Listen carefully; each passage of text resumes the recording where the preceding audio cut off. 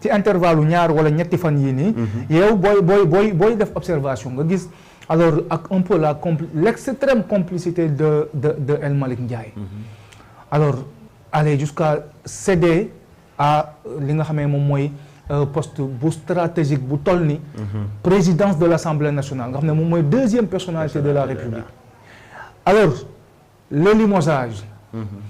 ñu ñëw aussi réintégrer ko ba pare jox ko un peu donc li nga xam ne moom mooy présidence de l'Assemblée nationale. loolu aussi est-ce que politiquement donc gisuñu ne moom mooy li ñu gën a mettre à l'avance au détriment de la République.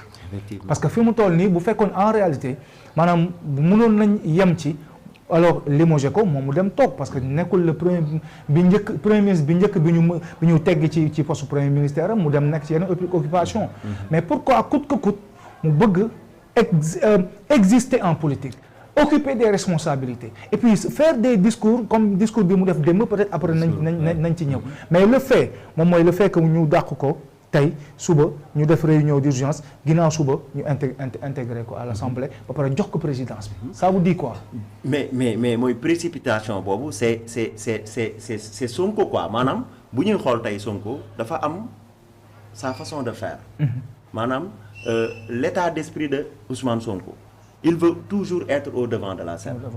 li mu bëggoon ci président Diomaye mooy jugal ma toog ñu doon wax naan gouvernement de transition ba Guy Marius génn naan président légal ak président légitime moom mu taxawal boppam daan na la ñu waxante woon El Malick a ko seede li mu bëggoon mooy président Diomaye jug mu toog léegi comme président Diomaye jugul mu toog mu dem songu El Malick. oh là là.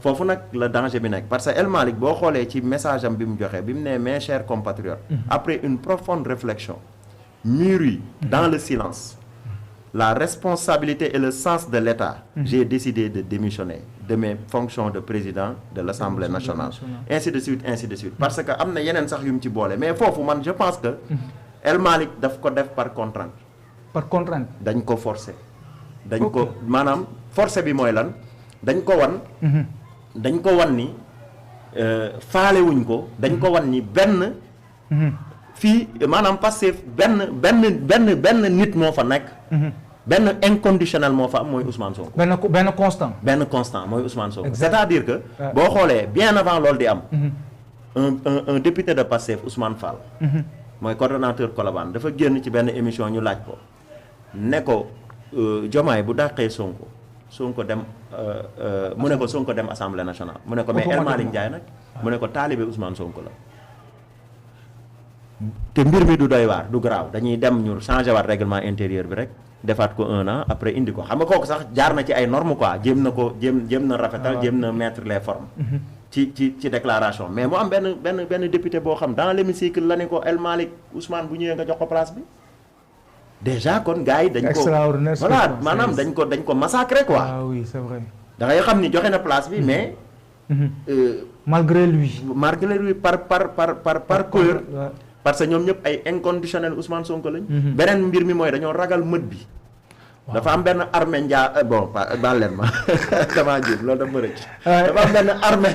du ma ni sax mexicaine parce que am na benn mexicaine bu nekk ba nu mu tuddati sax. Colorado. bu naan ma bul waxati mexicaine mu ngi noonu. mais dafa am benn troupeau boo xam ne.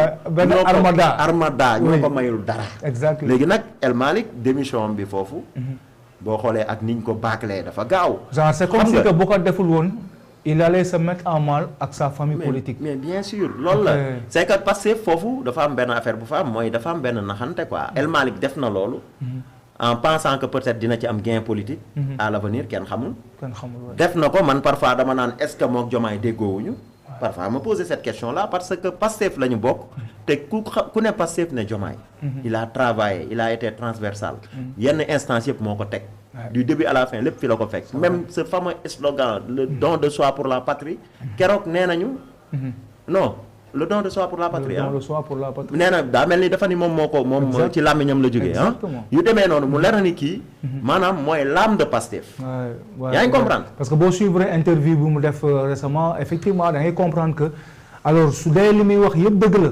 non noonu la demee am na lu ñu ci fekk c'est-à-dire am na lu ñu fekk mënoo ci seppi loxoom. non mënul nekk mënul nekk xam nga lu la koy war pourquoi Diomaye automatiquement mu nekk ci kaso bi doon candidat légitime bu Pastef loolu na ci gars yi posé question kan moo doon le numéro 2 du parti Birame Souleye Diop mais foofu damay révéler gars yi benn affaire Birame Souleye Diomaye Sonko Diomaye li mu ko wax ne ko du ñu woon ay xarit c'est vrai mu ngi doon jéem a xool nu ñu nekkee xarit joxoon na ko cër tuddee na ko doom et tout mais amuñu woon confiance bu dëgër c'est-à-dire c'est vrai que Diomaye ak comportement am xëy na sax Sonko bon doon na koy utiliser ci bëgg gi mu ko bëgg am yu mu ko dénk te xam ni comme parti bi la ko dina ko doxal mais bi ñu demee ba candidature yi taxaw mu xam ni dëggal feeñ parce que Diomaye da koy wax dëgg exact foofu waxtaan nañ parce que am na benn vidéo boo xamee ne que ci biir interview yi muy naan alors léegi nu muy demee loolu la laaj loolu la ko waaj laaj muy Ousmane Sonko loolu la ko laaj mu ne ko xanaa ñu nekk ay xarit voilà bi ñu génnee à partir de maintenant oui mais même foofu waxaat na ko beneen wax nee na ko man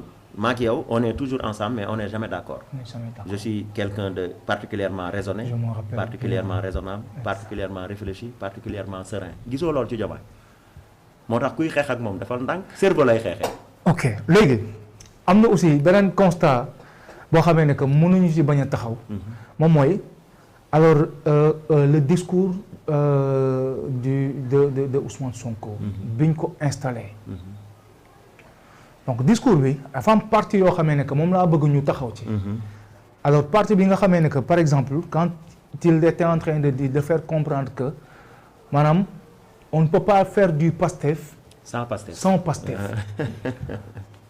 foofu est-ce que loolu ça veut dire quoi selon yow ban lecture politique nga ci am bon ñaar parce que aussi il faut ñu tenir compte que Bassirou Diomaye Faye est toujours militant de Pastef le Pastef il le réclame même donc on ne peut pas faire du Pastef sans le Pastef xam nga li gën a indi li gën a jaxase xelu yenn nit ñi politiciens yi di ci profité surtout l'opposition c'est de bonne guerre di wax ni complot la loolu moo ko indi parce que Ousmane dafa ni woon bu ngeen bëggee ñu am fi 50 ans il faut que Pastef di opposer Pastef démb publié naa ko sama compte très bien léegi nag loolu la indiwaat assemblée nationale daan ne bi ñuy fal premier ministre kenn concerté wu amu ci lu leer parce que comme mu ngi naan waroon nañ ko concerté xam nga buñ naan parlement bi xam nga Ousmane mës na théoriser loolu xam naa Pastef dañ ko fàtte buñ ko fàttewul dinañ ko génnee comme mës na théoriser du ma leen wax fan la ko waxee parce que dama leen di bàyyi loolu vaar la boo xam da leen di avantage quoi mais da doon théoriser daal ne Sénégal dañu war a jugee ci régime présidentiel dem ci régime parlementaire mës na ko wax mës na ko wax mais Pastef loolu da leen rëcc nga xam naa bu ñu ko jotee dinañ ko indi xam nga ñoom dañuy yàkkamti langaamu ci benn affaire rek def ko argument teg ko daan ne voilà mu jaddit waxoon na ko démb lii lay mës a gëm xam nga ni voilà te waxoon na bi lu bëri lu mu deful donc Ousmane keroog bi mu toogee daan ne mënuñu gouverner sans Pastef parce que kenn concerté wu leen kenn laaju leen mais Diomaye du ko laaj parce que Diomaye bul fàtte dafa invité woon ci koor gi les cadres de Pastef invité les coordonnateurs. waaw moo tax ci bi muy def. mu am tolle bu rëy bu ñu ci gars yi def moo tax bi muy def li nga xam ni mooy interview bu mujj bi. mu ne moom bi mu naan moom mooy Pastef moo tabax Pastef ci loxoom. mu ne coordonnateurs yi bi ñuy ñëw fii pale ku ma ci nuyu dama jaar sa tur xam nga lu mu bëgg a wax Sonko mënul lool ci Pastef xamu leen. te loolu la ñuy insinuer ci biir wax bi. man témoin laa ci. ok waaw parce que taxaw naa Pastef bëgg organiser meeting. exact. bien vrai que bëggoon naa président Ousmane Sonko à l'époque ñëw présider ko. loolu daf ma doon neex parce que HLM nañ daje ma wax ko mu ne ma le jour ci wax ko Djibi Gueye. dama waxtaan seeg Djibi Gueye rek mu avancé. mais bi ma ko waxtaanee ak Diomaye automatiquement dafa ne ma fàllu man de parti bi daa am nu muy doxee. li gën mooy Cheikh Aliou Bey mooy le coordonnateur du département de Pikine. waaw. moom mooy kilifa gi moo fa war a teew. te man dama bëggoon mu ñëw.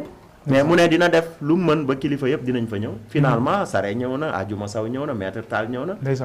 ak l'autre là nu mu tuddati. Cheikh Aliou Bey. kilifa Pikine yëpp ñëwoon nañ fa quoi. pour wan la ni rek moom. c'est un légaliste. bëggul woon a dugal loxoom ci fu mu ko war a dugal. exemple. moo tax tey jii nii bu Ousmane taxawee ne kenn associé wu leen ci gouvernement beeg yu demee noonu yamu ci bi mu jógee assemblée nationale lu ñu def ci guddi gi communiqué. di demaat ci même sens boobu. xam nga li ma la. mais bu ñu taxawee foofu un peu quand ils font le benn communiqué pour wax ne alors képp koo xamee ne yoroon nga poste. continuer nga liggéey maintenir les valeurs républicaines nangam ci kaw tënk daal. alors pour te fekk na moment boobu am na ñoo xamee ne que déjà déposé nañ seen ay lettre de démission ba pare à la sur la table. loolu aussi c'est quelque chose boo xamee ne que tax na man personnellement j'étais en train de me poser la question de savoir c'est-à-dire il travaille pour le parti ou bien pour la République. non Ousmane moom de toujours il travaille pour sa personne pas sax le parti bi ñoru ko bu la parti ñoree. d'accord parti tour de rôle la loo mënul keneen da koy def n'est-ce pas mais yow tu es l'inconditionnel quoi. bu dul yow du keneen gis nga ko tenté na ko léegi wax naa la ci président Diallo. exact fëlëx na El Malick toog place am de façon moche ni mu ko defee dafa ñaaw ba pare il est un président de l'Assemblée illégitime. parce que loi bi mayu ko il n'a pas démissionné à l'époque. 8 jours yi ñu ko mayoon topp ñu loolu yëpp processus la mën nañ ci ñëw après. mais juste rek comme li ngay wax. tey Diomaye dafa nekk di xëccoog Ousmane parti bi loolu mooy dëgg parce que am na ñoo xam ni lu mën a xew dañuy ànd ak Diomaye am na ñoo xam dañuy hésiter am na ñoo xam ay inconditionnel Ousmane Sonko la bu ñuy wax loolu bu ñu nee Waly Diouf Bodiang tu penses que xam nga ni du rejoindre moom Diomaye loolu moom li tax du ko def mooy dafa am historique fu ñu nekkoon ñoom impôt et domaine avant impôt et domaine c'est des cousins waalee ko mag mais c'est des cousins Ousmane moo doon jiite impôt syndicat bi mu demee Birame Souleye soxla ko foofu la coow yi commencé nag Birame Souleye soxla ko Ousmane xam ni Birame Souleye xam nga récalcitrant la mënu ko manipuler yenn manipuler yi ci moment yooyu mu imposer Waly Diouf Bodiang campagnal ko def ci ay affaires yu doy waar boo demee déglu Mamadou Ngom ñaa am na yu mu ci expliqué am na yu ma ci expliqué man mais doo ko wax ci télé mais demoon nañ ba toll foo xam ni bu doon ay diggante yu rafet day dem ba day ñagas ñu ngi defee assemblée générale bi CICES finalement Waly Diouf Bodiang raw xaw ma lu tuuti la ko rawee xam nga li ma la wax bariwul kon contentieux bi yàgg na moo tax ba ma naan la bi ñuy dem ci li nga xam ni mooy candidature yi en 2024 Birame Souleye étant numéro 2 deful consensus ndax ñaari mbir benn bi dafa cumuler woon ay fonctions te parti bi da ko doon bañ à l'époque militants yi kontaanuñ ci moom benn obstacle la beneen obstacle bi mooy coolee fi nekk rek mais Sonko wóoluwu ko léegi lan moo tax Sonko à l'époque mu dem choisir Diomaye ak kële non mu dem choisir kële Habib Sy ak Cheikh Tidiane Dièye foofu pour ñëw ci conflit bi am tey bataille fratricide bi au sein de Pastef li am. kon maanaam yow da nga jàpp ne lii nekkul lu bees. non processus la man xamoon naa ni dañuy tàqalikoo bu ñu ñëwee au pouvoir xëy na kay dinañ ko mën a gérer. ok mën nañ xuloo xam nga ay nit mën nañ xuloo di juboo tey Diomaye leer na ma ne am na décision yu mu bëgg jël ci kaw Sonko mais am na lu ko empêché lan moo koy empêché parfois mën na doon les secrets d'État. mën na doon timing bi. mais mën na doon le pouvoir temporel. c'est-à-dire nga bëgg def dara exemple tey nga bëgg def dara exemple comme Macky Sall nekk na fi bëgg def dara sëñ Mbaye Sy Mansour concerté ak mu concerté wu sëñ Mbaye Sy Mansour mu désamorcé bombe bi ne ko bul def lii defal lee imaginel tey Diomaye bëggoon vendredi bi waa ji di parax-paraxi di dem fekk dañ ko waroon arrêté exemple rek hypothèse léegi mu waxtaan ak benn kilifa diine ci réew mi kilifa diine gi daan ne ko xoolal doom yi nga ko tudde sénégalais yéen laay waxal quoi pour ñiy wax waxu xam nga am na des gens qui disent que complot la du complot mais imaginel Diomaye bu fekkee ni vendredi bi ñu jàppee njaga waa ji baakale li nga xam ne mooy mbir yi ba dimanche férié lundi Pâques nga dem mardi ñu introniser la comme président assemblée nationale gars yi naan humilité ngay daw di uti parce que humilité bi en réalité bu dee l'affaire Ndiaga Seck mënu ko protéger parce que flagrant délit la mais xam nga fan la problème bi nekk dina indi benn dilatoire xam nga combat bu ñu la mënee noo mën a tey comme lamb ji rek stratégie stratégie lamb ji combat bi dañu lay mën nga teel a sonn mais di nga def ay stratégie voilà di nga def ay stratégie même bu daanu bi ni ñëw sax day yéex parce que à chaque moment mën nga am chance c'est vrai xam nga li ma la wax tey ci combat boobu lañ nekk tey boo gisee moo tax ma évoqué loolu ne peut-être que li mu doon rapaxi di dem am na lu mu yëgoon lu doon ñëw ci kawam parce que bul fàtte le même jour y avait conseil de sécurité waxoon nañ ñu nañu conseil de sécurité dañoo réunir finalement après ñu wax ñu heure bi nga xam ni ci la arrêt ci la jeex moment boobu est-ce que amul woon benn décision où il faut l'arrêter exemple mais puis avant boobu on se rappelle que am na ay série d'audience yoo xamee ne que le président Diomaye def na ko. dialogue bi ba si ay roumadaat sax comme quoi que donc le général Moussa Fall a été reçu. waaw ñu ngi koy wax. xam nga mais gars yi nañu wàcc le général Moussa Fall c'est un digne soldat. xam nga donc voilà quoi donc yooyu noonu yëpp. Antoine Diome aussi. voilà Antoine Diome. ancien ministre de l'Intérieur. xam nga foofu boo xoolee foofu sax.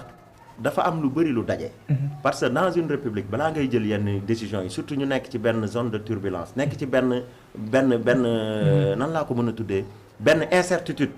mu am ay mbir yu am ki nga ko séqal doon autorité boo xam dafa am base. waaw mooy les cas signalés. sa waay mës na ko wax